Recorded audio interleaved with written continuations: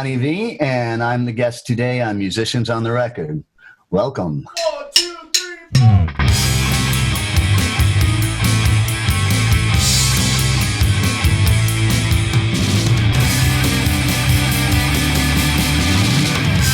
This is huge, Musicians on the Record. Bring it on. Hi, welcome to Musicians on the Record. I'm David Ward. This is the show where we get the musician's story. And on the show today, one of my favorite singers from one of my favorite bands from the late 80s and early 90s, former lead singer of Enuff Z'nuff, Donnie Vie is on the show. Donnie, welcome. Hello, how are you doing? Thank you. I'm doing great. Thanks for taking the time and doing this. I appreciate it. So much stuff I want to talk about with you, but let's start with the new album is called Beautiful Things, and the first single that is out is called I'll Surrender, which I've been playing up a storm. I love it. It sounds like classic Enuff Z'nuff. Tell us about the new album. Well, I took a break from everything for a while, about 3, 4, 5 years ago, and I recorded a little record on my own, at home and stuff, and just kind of cleared out the cobwebs. I was kind of disillusioned a bit about everything, life. I was very unhealthy. Life seemed pointless, and I had no spirit or energy or anything in me anymore. And so I didn't know what the hell I was going to do anymore. And so through a chain of events,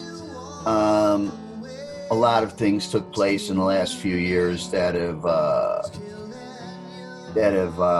kind of brought me back from that way of life, and that whole, I got a lot healthier. I got a lot of health issues taken care of. I got off all the drugs and shit, and then I didn't really know what I was going to do. I was leery of getting back into doing things because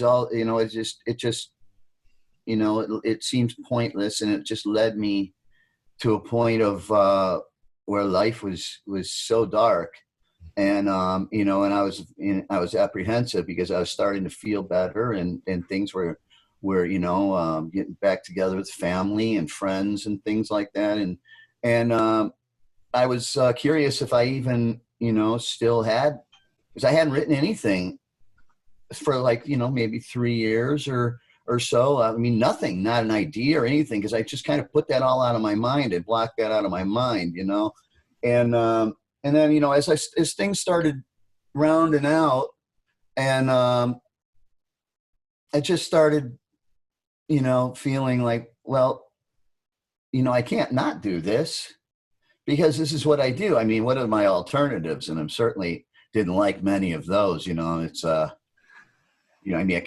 could be a male prostitute or something like that, but it's like, I'm too selfish a lover for that. So. No. And, how much would you charge though? Right. Well, that's negotiable. You can't talk about it. It's illegal. I don't all be disgusting, There you go. There you go. Then, I just kind of started, all of a sudden, just one day, a song popped into my head, and I was, I just thought, well, here we go again, and I wasn't going to force anything. I was waiting till they come. I figured, if they're going to come, like they always have in my life, when they come, they come. When you force them, they're forced, and they're not. It's not a special or magic, and but I wrote a lot of stuff, and throughout the course of my career, maybe not in the best physical shape, I mean? There's a lot of, living out there a little bit, a couple miles past Pluto, that's where the song ideas seem to be flying around the air, and I just get my butterfly net and just grab them and bring them back. But, I just, I was just frustrated and stuff, but, I figured, well, let's give it one more shot. Let's see what happens now. And I started writing songs and demoing them and getting back into that. And they started coming one after another. And before you know it, you know, I had, you know, close half of a record worth of material that sounded pretty good. And the songs sounded good, and they just were, you know, they weren't properly recorded. But then just start, you know, you get in social media and stuff again, because I'd been out of all of that stuff, and started touching base with a few old friends from the past, like Mike Tholen. He's co-producing and engineering and doing all this stuff on this record. And I kind of reached out to him, and he's like, "Hey man, how you doing?" You know, 'cause we always had a lot of respect for each other. And he worked on, you know, some of the old Enuff Z'nuff stuff, like 95, around that area and stuff. He did some of my favorite recordings, and I was just, he's like, "Hey man, we should do something," you know. And I'm like, "You know what? Yeah, maybe we will. Let me see me get some stuff together." And so I'd say it was close to maybe 6 months, 7 months ago, I came out here, and we tracked like three songs, and it went well, and it sounded great, and we got, you know, we're getting good players, people like Paul Gilbert, Johnny Polanski, and Matt Walker, and Ed Breckenfeld, and it's like just all of these great guys, you know. Lothar Kelly's helped out. You know, I'm looking at the guy from the Jellyfish, Roger from the Jellyfish. He said he's going to help work on one of these songs, and the songs.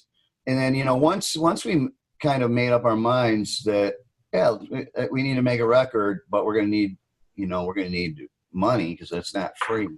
Yeah. So I definitely I knew that it was a waste of time going to these labels. I know the major labels, you're not going to get it, you know, you can't get a toe in the door. And then, and the other ones, the smaller ones and shit, like, you know, the one Enuff Z'nuff's on and stuff like that, they're just basically, they go around, they collect up all the old stuff that's got a little bit of a name and some fan base and stuff, and they pump out, and they give you like a really small amount of money to go make a record or pay for it, you know, and you end up doing a shitty quality record and putting it out, and you know, you never see a dime or anything like that. And we couldn't have even made a record right way, properly, with the quality that we're going for this time, with that kind of money, with that kind of budget. So I had a manager that, you know, he suggested, I've heard about this a lot. A lot of artists I've known have been doing this for quite some time, was the Pledge Music campaign thing. Yeah. And, you know, I was curious. I was like, you know, I wonder, you know, so we set a goal. We reached our goal, and above and beyond, and it's still going. And, you know, it just, I started loving the idea of the listeners and the fans and the friends of mine that all of these songs in my career and everything is, you know, has had so much, they've had so much to do with everything in my life, you know, and now they're a more direct part of what we do. We're doing it together now. We always have been doing it together, except nobody was really getting it, you know, and now, you know, I think that's, I mean, then we came with the Beautiful Things song, and I was thinking, you know, you know, I've had a lot of dark titles to records and dark subject matter and things like that. And this one took a lighter note, because I'm not in that place anymore in my head. You know, I still got bipolar issues and ADD and anxiety and all that other shit to deal with, you know, that half the reasons that I did medicate so long, you know, and it's hard to deal with life on life's terms, especially, you know, when you're kind of a newborn baby at 50 years old, you know, but it's like the ideas came as like Beautiful Things, you know, what a great thing to base everything around on that. And so I came with the idea, let's make the album cover, have the fans and all of the friends and everybody who's helping to fund the thing and stuff like that. You send me, let's see what you think is beautiful, and we'll put that on the cover, and those will be the beautiful things, you know, and because, you know, what I'll think of something stupid, you know, I'll have a picture of my old dog taking a shit or something, you know, Beautiful Things, you know, it's like always like that, you know, it's like hard and immature and an idiot, you know, but that, it's just, you know, just to feel the connection and all the wonderful love and stuff from the fans, and people still very supportive of me, you know, that, you know, I still hear a lot of, well, you know, you need to get back in Enuff Z'nuff and this and that. And, you know, I've, you know, that's the way I figure it, you know, it's like, hey, well, you need to go get back with your ex-wife that made your life hell and made you want to die. Why don't you go? Because we thought you made a cute couple, you know. You should go back and do that. And there was no need for me to. There's no need for me to go back and do that because, you know, I mean, I wrote, you know, the songs and was the voice and did most of the instrumentation and the producing and stuff anyway. And it's just, but, you know, I've spent a lot of years kind of pigeonholed into a cookie cutter sound that came along with that territory, not to take anything away from the brilliant players and people that have been in Enuff Z'nuff, you know, and like Derek Frigo, he was an amazing guitar player, amazing, talented guy, you know, just probably, you know, I mean, I definitely was not the right guy for what I wrote and did, you know. And then Vicky Fox was, you know, he was a flat, you know, and he was, you know, it wasn't the right match. You know, Chip and I were a pretty good match for a while, but I kind of, I don't know. Once, you know, he really brought me a long way in a short period of time because I was very young. I was younger than all of the guys. I had, you know, all the other guys have done things that were almost professional and almost, you know, they're in the professional zone, you know what I mean? And here I was, you know, just coming out of just, you know, basically right out of the garage. Yeah. You know? How old were you, Donnie, when you got the first big break with Enuff Z'nuff? Well, I hooked up with Chip. I think I was somewhere in the ballpark of 18 or so. Okay. Yeah, young kid, right? Yeah, like a kid. And, you know, just, I mean, you got to think about what's going on at 18. You know, you've just freshly been kicked out of high school. You know, you've just freshly, you know, been getting into the girls and getting your heart broken and finding the beauty of that hateful women, you know, and alcohol and smoking cigarettes and everything. And it's like, you know, but, you know, I had a lot of issues growing up. I really didn't have proper, you know, I didn't have like what anybody else would refer to as parenting, you know, like a mother and a dad and all that stuff, and guy to play ball with you and teach and this and that. So I kind of was on my own, and it wasn't a very happy childhood. You know, I had a lot of different things I won't even go into, but all the things that, you know, pretty much fuck a guy's head all up, you know. So, you know, dealing with all of that on my own at such a young age and knowing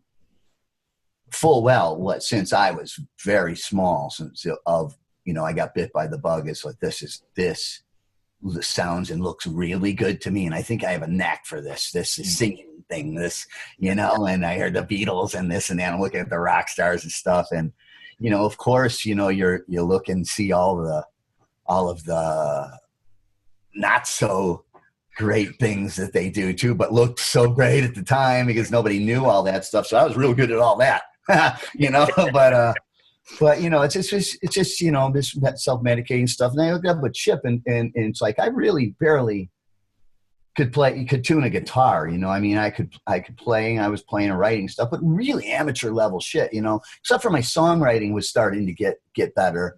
And then he took me a long ways in a short period of time because we went through maybe two lineup changes. And by the time I don't even think I was 20 yet, we had our record deal with Echo and Atlantic. And so that was like, you know, I mean, there was a big point that didn't happen when an artist naturally evolves and finds himself and finds his zone and finds his identity and things. Big part of that was left out because it all happened so quickly between the time of hooking up with Chip, was because that's when I first started to understand and learn things on a bigger, on a more professional level of how I was doing things, not so self-indulgent. I was kind of seeing the magic of, oh yeah, you gotta, you know, the formula and the recipes for different things and stuff. And so it started out and I took to it like a horse, you know, like a horse to water. And before you know it, we had, you know, Frigo and Fox in the band, and we got a record deal and everything. And we're huge in Chicago, and it's a big deal and everything. We're on MTV and stuff. And Howard Stern, Letterman, all of that, right? But everything there now, you got to remember, here's a guy here with all my issues, unresolved issues, with all my, you know, and I'm the kid, so I really didn't have much, you know, I didn't feel like I had much confidence as far as speaking up or saying anything. And so I just, you know, it's kind of just a whirlwind. It just took off. And I just, I don't know, I guess I gravitated towards the, you know, there's a lot of frustration and a lot of insecurities and things I hadn't dealt with or addressed. And I kind of found artificial character that was able to go and take care of these things for me. And it was all fine and dandy for a while until, you know, it's like I practically had left the building and this character is taking over, and he's a little monster because, you know, went from insecure to a star and, you know, this and that. And you got all these guys around you and everything. And it's like, and then plus the band, everybody was so talented and everything happened so fast and so big that our bare minimum of effort and stuff, you know, all of the effort and all the work that I ever put in was before, you know, we got the deal. I mean, after the deal, it's like the bare minimum we got by just great. And we were still, everybody loved us and stuff, except that really incapable of rolling with the punches at a weird time in music. And by being, you know, the things that I did to get myself to be able to do the things that I had to do. I mean, you're talking a lot of stuff to do, you know. I mean, and you know, I didn't even know who the hell I was. You know, you got everybody blowing smoke up your ass, and before you know it, you're a great big jagoff, you know, with a fucking, you know, and talking shit and all this stuff. And I come from a family of great talkers of shit. And so I took to that and yeah, so everything just spiraled well out of control. And I wouldn't, you know, there's a lot of misconception that, you know, we just threw it away or whatever, just decided to get, you know, priorities for getting fucked up. And that's not at all how it works. That's not how it happens. It's the biggest part of that problem about that is that you stop thinking and stop growing, and you start coasting, and you're incapable of rolling with the punches and making proper decisions and thinking things through, and you're kind of leaving things to other people and trusting other people to take care of this and this and that because you're lazy and you just want to party now, and you're road ragged and all of that stuff, and before you know it, it's all completely, you've lost control of everything, and then some, you know, a series of unfortunate circumstances roll along, and you're done. You know, you're the man with his nose to the grindstone, but all he does is grind off his nose. You know what I mean? You're working, you're confused in motion with progress. You're working, busting your ass, churning out more great songs and stuff like that. But for who? For what? You know? And it gets, you know, it gets really, it wears on your energy and your soul and your spirit and stuff. You know, when you know you're making a good product, you know you're doing a good job, you know you're delivering there. But you know, you're fucking up, and you know why you're fucking up. But it's like it's a vicious circle because I can't fucking get it together because I'm so frustrated and this sucks and I'm so miserable. But I can't leave this because out of necessity to play or eat or something, you know. And like the time for me to have gotten out would have been right in the very beginning. But you know, who's going to walk away, a little kid like that, and walk away from all of that shit happening? Saying, yeah, you know, this isn't right. This isn't the right band. This is this and that. You know, but like I was saying, back to what I was saying, that yeah, Chip and I, he was, you know, it definitely was a big brother, little brother thing for you know, for a good portion of those early years, you know. But then once I, you know, kind of gained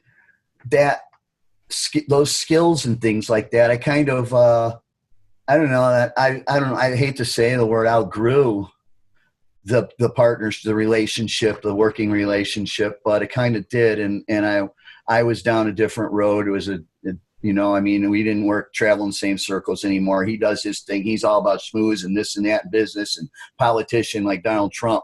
I'm looking for the next the next dangerous, exciting, darker thing what's something to fucking, excite me or whatever, something different. Everything's gotten so unusual and so crazy and so weird, people dying, great things happening and terrible things happening all at the same time, all of the time, that you don't even have emotions anymore. It's a normal day, Yeah. I mean, there's shit that I think about. I could sit and tell stories, and that's a Tuesday. People are like, "Huh? What? You did that? What happened?" It's like, yeah, that's Tuesday afternoon. Enough. But yeah. So it did. That's very trying on a relationship when you know that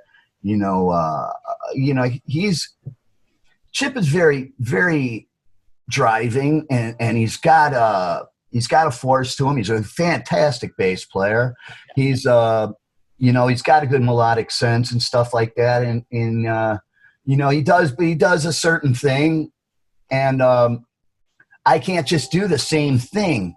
Just continuously keep doing the same thing. I'm sure just creating and writing and evolving and stuff. But then when you evolve and you come the next batch of songs that come to you that God sends to you, you're doing the same fucking thing that you did to the last batch of songs, and it gets very frustrating. And by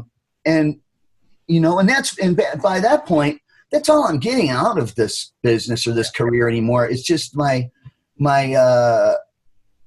the fulfillment of knowing that I'm writing these killer songs, and I did a good job, at least, of what I was allowed to do. I did the best I could, but it's like I said, it's like, how do you just when everything just wears down on you and you're completely fucked up in the head and human being now, just basically an artist that belongs in a flight case. Just unpack me when you need me, put me back in there, and then we might be able to do business, And when it's like that, you're just not able to take the reins and step up and do what needs to be done. And I'm still not really able to, but I got a lot of great people and positive people. I was building small this time, family and Mike and these other players and stuff, and that are very supportive, and I tried to do my best to get through it and not let anybody down and let any things get crazy. And I just it is what it is. I am what I am, and but I'm definitely smarter and thinking these things through. And now we're making a record now that I think is probably the best representation of how I would like to present what the writing and singing that I do, and it's like, I haven't had a producer really since like Strength or Animals of Human Intelligence, and that guy Richie Zito, he didn't really do anything. He just he'll even say it, and Strength, it's like it's we're talking 30 years ago, and it's a whole different thing there. And I still was, we were working around the issues like the heavy Van Halen on guitar and things like that. We're still working around that shit back then. And it, none of that really made sense. And as soon as you plug in a guitar and it's all buzzy and all the gains all up and everything, and you're chunking and this and that, it's just, who needs production, I guess? All right, let's just get through it, finish another record, put it out, because we're not going to get any money anyway. So at least we get on the bus with two other loser bands and go fucking, stink somewhere and play to 30 people and fell to South Dakota and fucked up and tried to deal with it. So this is, to me, really powerful, and I appreciate your honesty and your forthrightness, Donnie, that, the people can have a dream about rock and roll, and it sounds like a lot of your dreams come true, but there can also be some nightmares, the myths of rock and roll. And I know, probably just like you, I've lost more than half of my musical heroes, like, Hendrix, Bonham, and Moon, and all of that, to all of this stuff. So to me, it's powerful that you're talking about, even though you had a lot of success, you needed to take some time out and just focus on you and take care of yourself. And to me, it sounds like this album is your first sort of so-called sober album that is a healthier you. This record, I've done a couple of solo records in the past. that I thought were really good, really strong. I mean, there's not much difference except in the production styles of the records, you know. Well, we're just doing it right, trying to do it right this time, you know, do it smart and do it, you know, how the songs, each song will be represented the best that to our ability that we can present the song. It won't out. It's not going to all, everything's not just one sound. Here's a bunch of songs with this sound. It's like each song we're really thinking through it and getting the proper players, guys that, you know, I'm a hack. So it's like, you know, why should I hack around when you can get a guy that's fantastic dudes, you know, they can play and it's going to, you know, it might as well do that and sound really good, you know, and this is a record that should have, you know, I should have made when I was 25, you know, but I didn't. Success would be the last word that came to my mind at the point where I just, you know, I just put it through. I threw my hands in the air and said, "God, fucking kill me, or do something. I don't know what to do. I can't do it. It's and I can't go on like this any longer. It's too fucking miserable, you know, and you know, you should be careful what you wish for and what you pray for, and some, you know, certain chain of events happen, and before you know it, you know, you got some things came together, and you know, God does his thing, and obviously, you know, he's not done with me yet. Obviously, a buffoon like me isn't capable, smart enough of coming up with all these songs and ideas. So they're sent from somewhere, this other realm, and they give me, because when they come, I can hear it. I can hear the thing in my head, and I just got to interpret it or decipher it, you know. And can we talk about that though, too, Donnie? What was that first song after you got clean and sober? It sounds like the first song of this album that came to you and your writing process in general. It was, well, besides, of course, I had a little thing that I started doing. The first thing I started doing was this little thing with my little nephew, Louie. And because they were coming up to visit me and stuff. And we came up with a little act called Guilt and Shame, which is like very, what's the best word to say? Controversial. I don't know, controversial, but just very inappropriate, humorous things, you know, songs of like bad hillbilly music with the total cliche of like this self-entitled douchebags that just write whatever and don't give a shit or have any respect and don't live by the laws of the world. And it's really funny. It is. It's really great. And he was a big part of me getting my energy and my spirit back. This little guy, you know, it's like I had missed a lot of his life, and all of a sudden, you know, he's this little kid, and he's like taking to me, and I could see he's bitten by the bug and stuff. And so it's kind of like I started working with him, and that's what kind of coasted me back into, you know, it says maybe it's time to, and then just one day, a song called "I Could Save the World," which is the first one that I wrote, and I recorded it, and I think it's a really, really good song. It's got some really cool lyrics, and it's a very cool melody and feel and stuff. And everybody else seems to like it a lot. And just after that, you know, a couple more started coming. You know, a few of them, you know, as the more that I would write, more and more songs that I thought were really good are getting, you know, nudged out of the thing. You know, and it's like.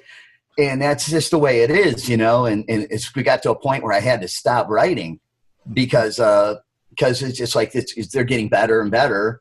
But what's going to happen to all these were great until there was this better one, you know, and so it's just like kind of stop writing for now and focus on getting these things done. And I'm doing my best to keep, you know, to hang in there. And, you know, I have, like I said, you know, I still have a lot of issues. I still have a lot of mental and spiritual, you know, I'm a broken dude, and it's never really, you know, it's just learning to try to do all that and still feel good and things like that, and have the energy and to be able to get up and do all of the things. And anxiety gets its claws on me, and it's bad, and you know, and then I'm trying my best, and I'm doing considerably better than I ever have. And, you know, everything's a work in progress. And, Sure.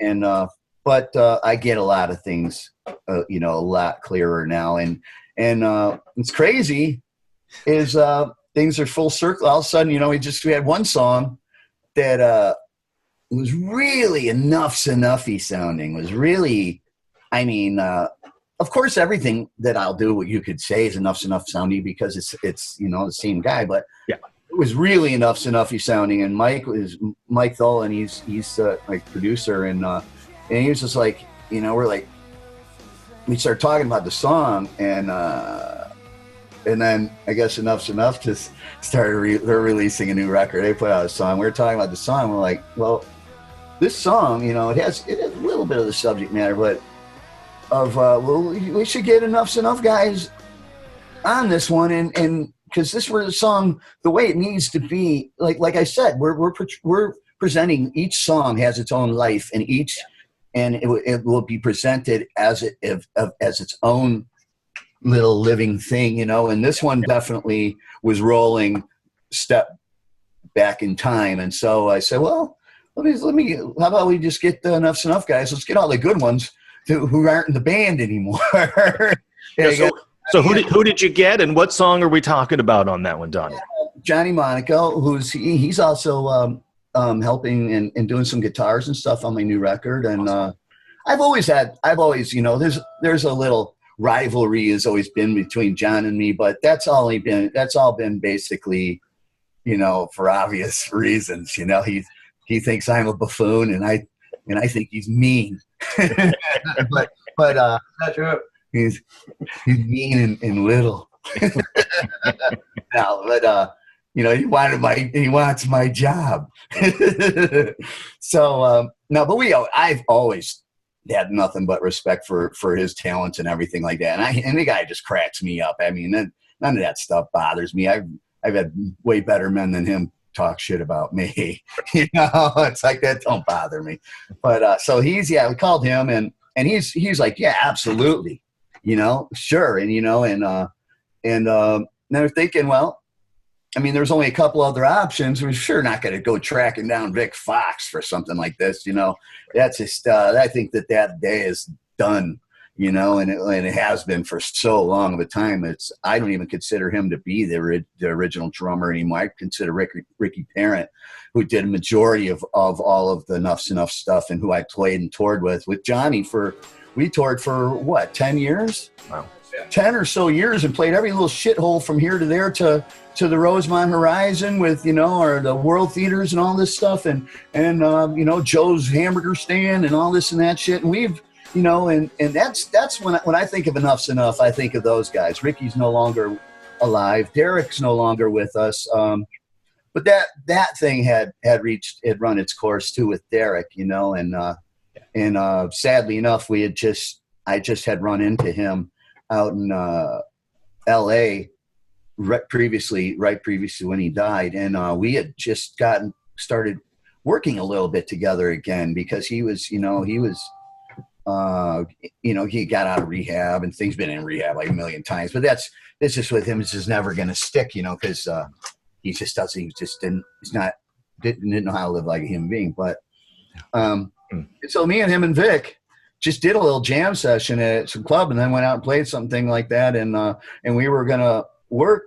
Derek and I were thinking about working together a little bit. And then, you know, it's 2 days later, you know, I get the phone call, and, you know, it was so sad. But at least that we got a chance to make amends. And we talked about all of everything that went down and everything. And it was like, dude, I'm so glad that we did this, you know, and cause everything left real messy.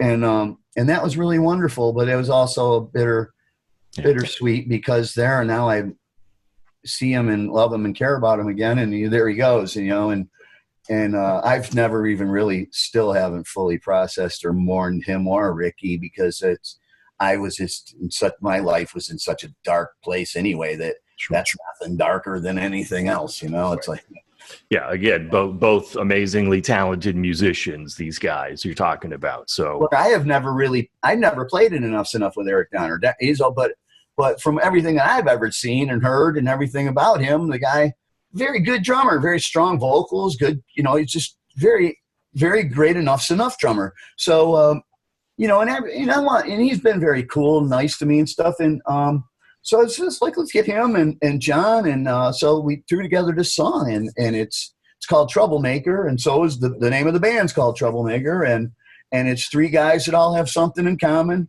that are looking to shut the door on a situation. And so this is the best way to do it. And I think we're thinking about releasing it very soon, maybe next week. Who knows if we get any, because we ain't sending it for free. Right. For free. Yeah. So the album's getting close, it sounds like, and more singles to be released. When might we expect that? And when might we expect you possibly hitting the road? That depends on who you ask. It's down the line a bit. I think I'm confident that we're gonna, that I can see the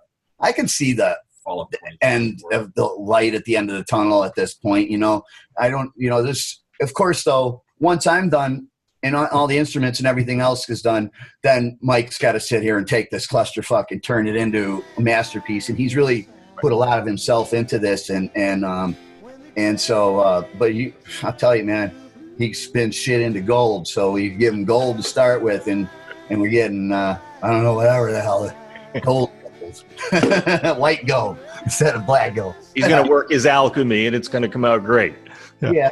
Well, you know, that's got to be a tedious, frustrating thing. And plus, he's got me staying here, and it's like, you know, it's the same old, too much Donnie Vie. That's just, you know, that's the same old. There's nothing new to me, you know.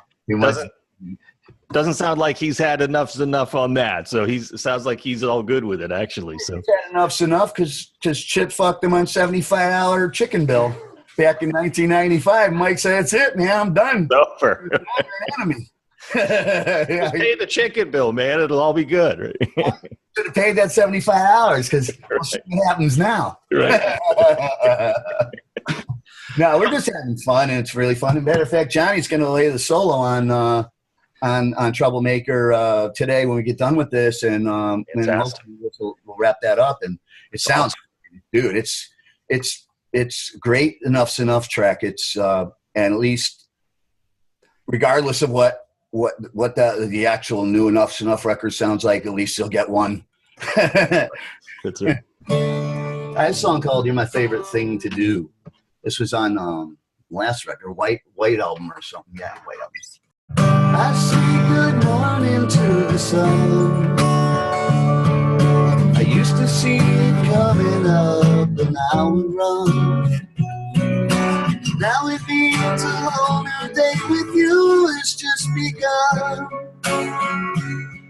And I love everything that's in it. Every moment, every battle, we go stronger every minute. Baby, you're my favorite thing to do. There's a whole new me since I found you.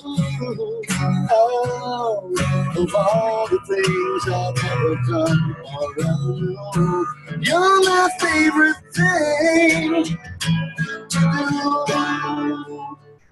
Sing a song. Those reasons too far. No degree of sanity is too bizarre. Holding you while holding me's like holding my guitar. Oh, how you put the music in me. Every love song, every melody. You're perfect harmony. Yeah, you're my favorite thing to do. There's a whole new me since I found you. Oh, of all the things I've ever done or ever knew, you're my favorite thing to do. Wake up and there you are, looking like a movie star into real girl. I carry where the road too far, and all your secrets I will keep. No, I can't run away from you. I'm in too deep.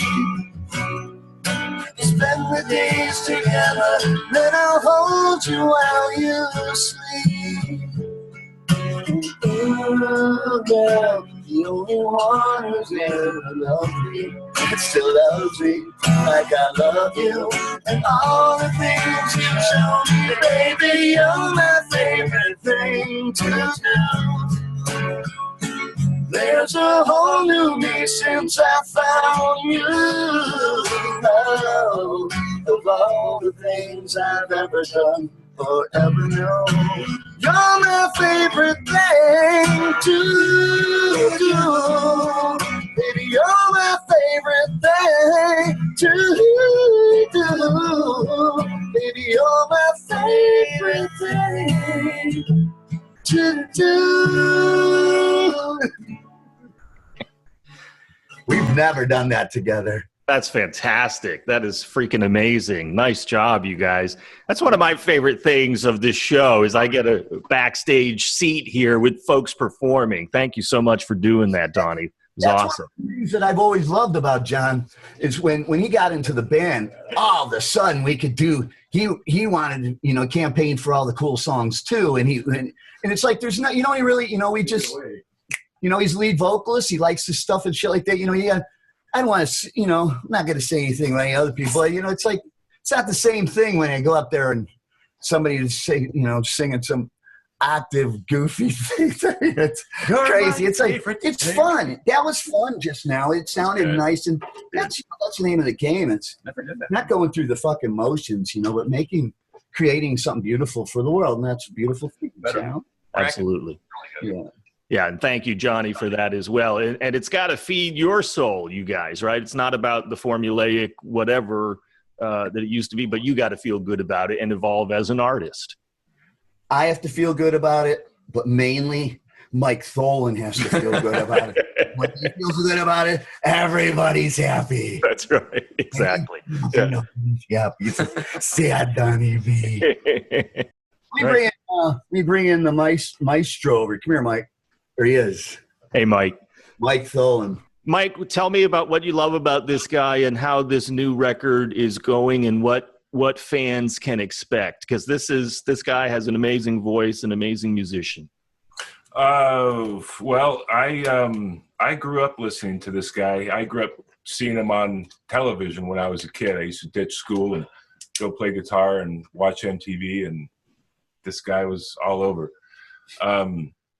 And I always loved his voice. I always loved these songs. I wasn't really into their getup and their show back in the day. I kind of, you know, heckled them a little bit about that when I finally met them here in Chicago. So I actually grew up in San Diego. I came here in 1990 and ended up running into Chip and ended up working with them on the Tweaked record as an assistant engineer. I happened to be working at the studio that they came in to mix. So we ended up reconnecting there after meeting Chip, and we all got along like peas and carrots. It was great. Until he didn't pay the $75 chicken bill. Yeah. We're going to bypass that. Here's who drives the bus. Let's get to the picnic. Anyway, we got the chicken. So I've always been into these guys. I did some work on the Paraphernalia record. And then kind of lost touch with them for a number of years. And for, you know, various reasons, Donnie was kind of in and out of the band. And I was always in touch with Monaco, though. I worked with him throughout the years. I'd hire him quite a bit for sessions. And last year it just came up that I'd like to do a record with Donnie, and let me look where he's at. Let me find him. And I found him about a year ago. And the record that we're making right now is not a Z'nuff record. There's no fizzy guitars. There's no heavy, any of that stuff. This is all very honest. It's quite hard to do when we don't have all these fuzzy guitars covering everything up, right? There's a lot of those are always in place of production. Is you just put, that's very easy. You can just forget about horns and keys and strings and pianos and things like that. When you got a big fuzzy guitars, you can't hear that shit anyway. And even if you did have it in there, it won't be in the mix. because you know Yeah, some of you don't yeah. understand it. Yeah. So we're going back and doing a record that I've always wanted to make, which is like a late 60s, early to mid 70s Beatle type record. Very honest tones, very honest performances, a very smart record, if you will. Right. We're not cutting any corners here. Fantastic. Yeah.